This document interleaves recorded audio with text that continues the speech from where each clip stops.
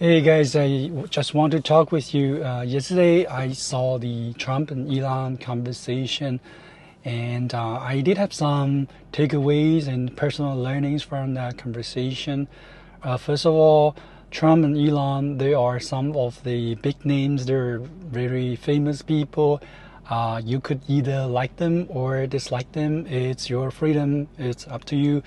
But today, I just want to share some of the things that I learned from the conversation, and it is not focused on the politics. It's not about the geopolitics. It's not about war or about many other things. And I think it's about the communication and the conversation style from two of the most distinctive persons in the world. And that was a 2 hour conversation that you could find right now on YouTube as well. But yesterday you could find that 2 hour conversation between Elon and Trump, and it was done remotely. So they both call into the platform, the X.com, and then they have a conversation. And as far as I know, the conversation is not structured, meaning that there are no fixed agenda. There's no talking points. There's no moderator. There was nothing. There were just two men just talking to each other and exchanging ideas and talk about the situation of the United States, the situation of the world, and so on, right? So it was a quite interesting talk, and they touched upon many of the important issues. And yeah, so there are a couple of other, if you want to find some like political opinions or like reception of that, you could as well just check out other videos. But in this video, I just want to apply what I learned from the conversation, and it is more about the way they talk. And Donald Trump, a former president, you could like him or dislike him, but you could not deny the fact that he's a very smooth and powerful talker. He uses affirmative tone, and he is very quick in response. He is speaking with accuracy and speaking with affirmation, and he usually uses the short phrases, and he doesn't use complex vocabulary. He uses simple words, simple phrases, so people can understand. And sometimes he would repeat what he's saying, and he would just use short phrases, assertive terms, and so on. So it's just trying to convey his meanings. And I think for some people that's good for them to understand what this man is trying to say, and easy for the listener or the audience to understand the context, to understand the key messages, right? And Elon, on the other hand, I think it's quite different. And I think, for example, if you are an alien and you just arrived on Earth today, and you check on the internet and you saw this guy talking, if you check many of the interviews or conversation of Elon Musk, and you will find that actually he's kind of he's not afraid to use filler words. He's not afraid to slow down and talk deliberately. He's not afraid to maybe a little bit stutter sometimes, and he's not afraid to try in or to break in when other people are talking. And the takeaway for me is that if you don't know about him, he would appear to be not so confident and sometimes not so competent. But of course, he is probably one of the most influential innovators in this age, and he has created so many amazing companies. So he's actually like one of the elites, one of the most capable persons, I would say. But even so, he is not trying to pretend that he is always saying something that is always assertive, something that is always 100% true. And you could see that in his way of conversation. He's trying to think about it. He's trying to formulate his thoughts as he continues to talk. So he uses a lot of filler words like okay, you know, and maybe, and so he's like, he's not afraid to be appear that way, and that is actually contradictory to many of the things that you could learn from the conversation or communication coaches. They would tell you just don't use filler words and you know, sound strong, sound affirmative, sounding like very powerful and determining, right? So that is something I find quite fascinating from him, because maybe he's already in a position where he doesn't need to prove to the world that he's a powerful leader through his conversation, through his speeches, through his way of saying things. So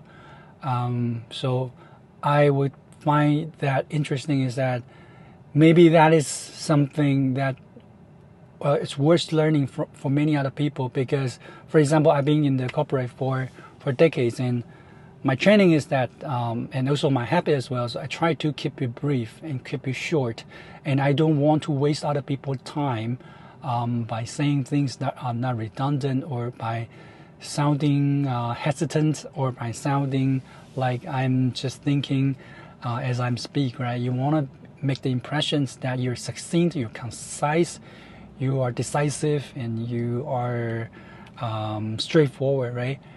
And so I think this kind of let me understand that it is okay to give yourself some time in your conversation to using your sound, your voices, and as you continue to tread along your thoughts and you formulate your thoughts into words, it's okay to take your step slowly. It's okay to make sounds that doesn't make 100% sense, like yeah, like these kind of filler words, because that is a way to show you that you're authentic, you're real, because you are not making something up on the fly.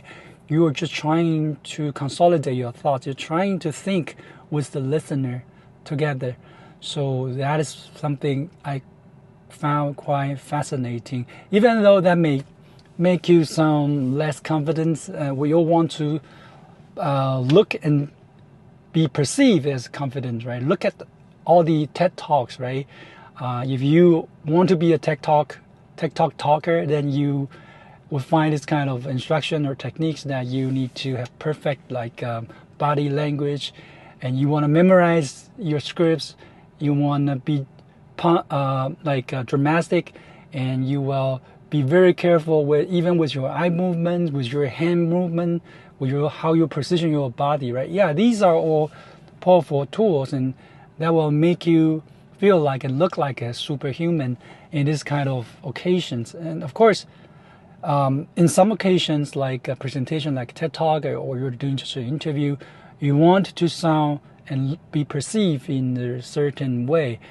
But that doesn't mean that you cannot be accepting yourself that sometimes you will need time, you will need this space for you to generate your ideas and deliver them slowly and deliberately and carefully and with consideration.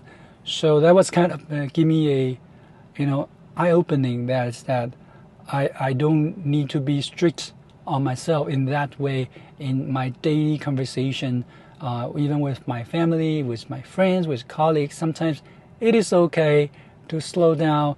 It is okay to say fewer words. You don't need to pursue 100% efficiency and productivity all the time, because that is a mission impossible. Okay, so that's what I learned. So contradictory to all the teaching and the coaches of communication, yeah, you don't need to be that perfect all the time. And come to think of it, this also is something that I can reflect on my content creation. I've been trying to make YouTube videos, and I would just repeat all the cuts and all the plays that I would just, whenever I make a mistake, whenever I stutter, whenever I repeat what I said, or whenever I use these kind of filler words, I would just cut it off and start over it again. And that's all fine because that's a practice for myself to be more good at communication, especially communicating through the digital devices, through the internet. But however, sometimes I found that even some of the big name YouTubers, and they are really good at what they do in that way of communication. And but however, sometimes you feel it is less authentic, it's less real because it's really well rehearsed, and this kind of delivery is more like prepared. And yeah, sometimes it's good for you to receive information in a more structural way, in a concise and efficient way. But sometimes to appear to be more authentic and to be conversational, just like this, I'm just having a conversation with you, and I just recall that some of the best YouTube videos I remember are usually two persons sitting in the same room and just having casual conversation, and they are stimulating each other. They are responding to each other in a more conversational tone instead of just repeating or just following a script that's already written to deliver something that they want to deliver. And which brings me to another topic is that coming back to this talk between Elon and Trump, is that Elon calls this a conversation. This was not an interview, and certainly not a presentation. The reason being that I think mainstream media, many times, more often than not, they're trying to they sugarcoat their conversation with the powerful leaders or politicians as your interview, but actually they have prepared everything, and even the interviewers could draw some softball questions or hardball questions, depends on who is being interviewed, and they are trying to synchronize and deliver the presentation or the talk in a way that is aligned with their political stance or their other stances of the media company. And just like in Taiwan or in many other countries, I think the similar is that many of the mainstream media are owned by the or influenced, or I would say influenced, or either owned or influenced by the political powers.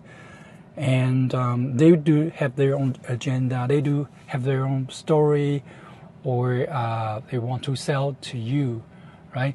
So I think it is more than important that we have this kind of freedom of speech, that we can listen to different opinions through a platform or through channels that are more open, that are not censoring or filtering what you should hear, what you should know, and what you should talk about.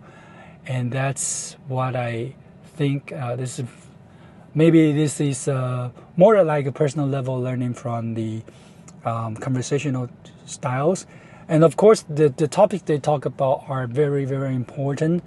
And I know people are concerned or worried, or at least very eager to understand what are their takes on these topics, including politics, geopolitics, nuclear power, global warming, technology advancement, and so on. Yeah, these are important topics, but maybe that's not what I'm gonna talk about. Maybe some other time. But today, I just want to share with you some of a very quick takeaway as an individual that could be helpful to become a person and to get better at the person who communicates and converses with other human beings. So again, the key takeaway is it is okay to not appear perfect and efficient and powerful all the time in the way you communicate.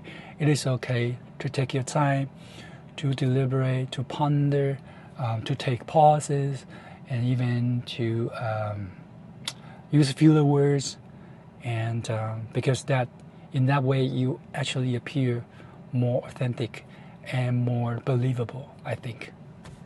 Thank you. Please comment and like and subscribe to the channel. I would really appreciate that. Thank you and have a great day.